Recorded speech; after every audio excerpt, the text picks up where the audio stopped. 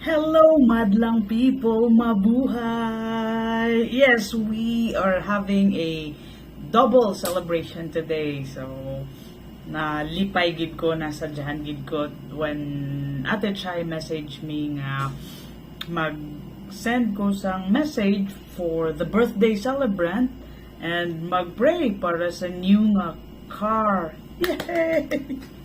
Daw ara lang po no pisanari ko sa Cebu City.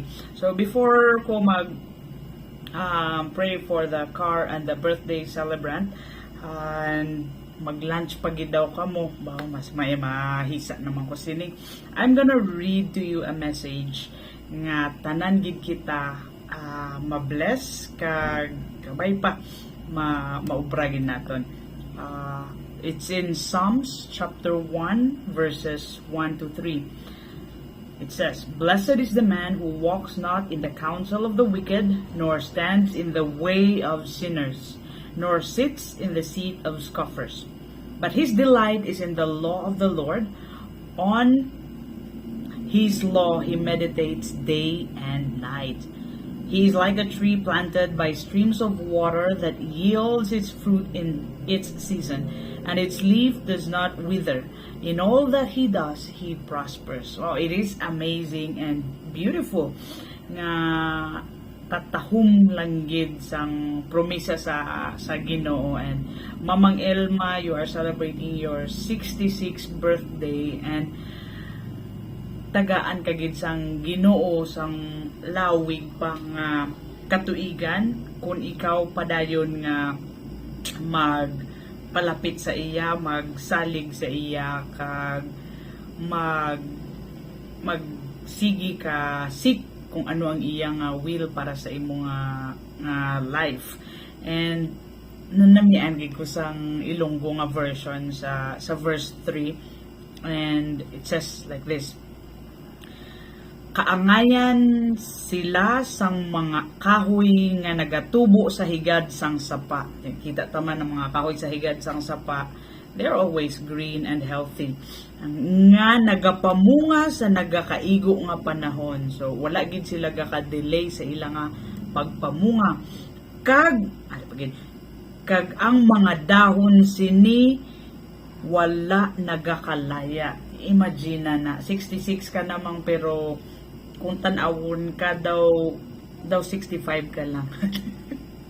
Pati na you look younger than your age kay close ka sa Ginoo. Kag ari ang nami nga promise, mahimo sila nga madinaugon sa tanan nila nga mga ginahimo. So God will bless you and prosper you in everything nga imo himuon. So padayon kag i-enjoy lang gid ang imo nga life kay this is God's gift to you. And stay close to Him bisan ano magkalatabo. And yes, Ate Chai, Kuya Dudes, congratulations sa inyong new car. And tatlo lang kabutang akon i-share about having a car and about using this car as a reminder na gina-bless ka mo sang Ginoo para mas strengthen ang inyong relationship together as a couple and as a family. So para ni sa tanan, CAR, car. C stands for communication. Whether you are inside the car or outside the car, learn to communicate. Mag-istoryahan na igid kung may mga problema, istoryahan. Kung may mga hindi pag-intindihan na, istoryahan. Agud maintindihan. So communication is the key to building relationship. Wala pa ko bana pero kung makastorya daw may bana, wala pa magani na kanubyo. But anyways, amo na siya ang key, no? C for communication, and then A, appreciation. When you look at the person nga magsulod sa salakyan, see something pwede ma-appreciate sa iya. Uy ka namin sa iya nga bayo, uy kagwapa, kagwapo, ano pa gid ang pwede ma-appreciate? Oy, kabuot sini nga tawo, oy, ka-humble sini nga tawo. Appreciating someone or appreciating the driver or even the passengers nga ara dira upod mo sulod sa lakyan will build ano tawag sini, atmosphere of happiness and joy. So learn the act of appreciation and our respect. Yes, respeto. And hindi tani mabakal ning respeto. And people will just give it to us.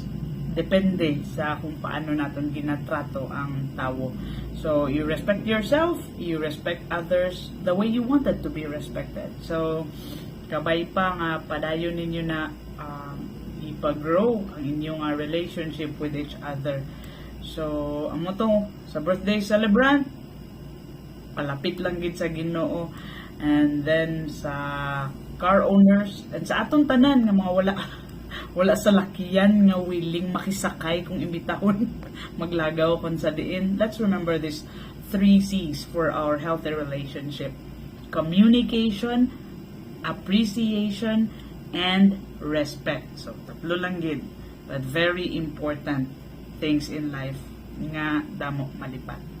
So allow me to pray para sa aton tanan, no? Father, we praise and thank you for this wonderful day nga gihatag mo sa amon. Thank you so much nga maka-celebrate kami sa birthday ni Mamang. It is my prayer that you will answer her prayers, grant the desires of her heart. Salamat, Lord, sa malawig nga katuigan nga ginbubo mo sa iya. Nga salamat sa grasya, gugma. Salamat sa iya nga mga kauturan nga gapalangga sa iya. Salamat man, Lord, sa mga apo nga ara present permi magpalipay sa iya tagipusoon. Salamat, Lord, for allowing her to experience your love and experience your kindness sa iyang kabuhi. Lord, I pray nga you will bless her more and you will guide her sa tanan niya nga obrahon, Ginoo, while ari pa siya sa kalibutan. Gina-celebrate namon siya, kagakalipay gid kami sa dugang tuig nga ginhatag mo sa iya, Lord. And thank you so much for the blessing of a new car kay Kuya Dudes and kay Ate Chay. Thank you so much nga ikaw ang naghatag sa ila sini nga blessing, sila man mahimo nga blessing sa iban. It is my prayer, Lord, nga padayon mo sila buligan sa tanan nilang mga ginaatubang. I pray, Father, na ikaw mag-protect sa ila kung sa diin man sila magbiyahe gamit ini nga salakyan. Kag Father, we thank you so much for every person nga nag-upod sa amon karon sini nga celebration, and I pray nga ang pagkaon nga na-prepare i-enjoy gid, Ginoo, kag makahatag kabulusgan, kalipay ka sa samtang salo-salo, Ginoo, ang kauturan kag mga kapamilya. Lord, wala kami mahimo kung wala ka. Ang tanan halin sa imo, amo nga kami gapasalamat gid kag gadayig sa imong ngalan. Thank you, Jesus, for everything. Thank you, Holy Spirit, for being our guide. Thank you, Father, for always watching over us. We trust you and we offer you our lives. In Jesus' name we pray. Amen. Amen. God bless everyone and enjoy the celebration. Happy birthday, Mamang, and congratulations, Ate Chay and Kuya Dudes. Bye-bye!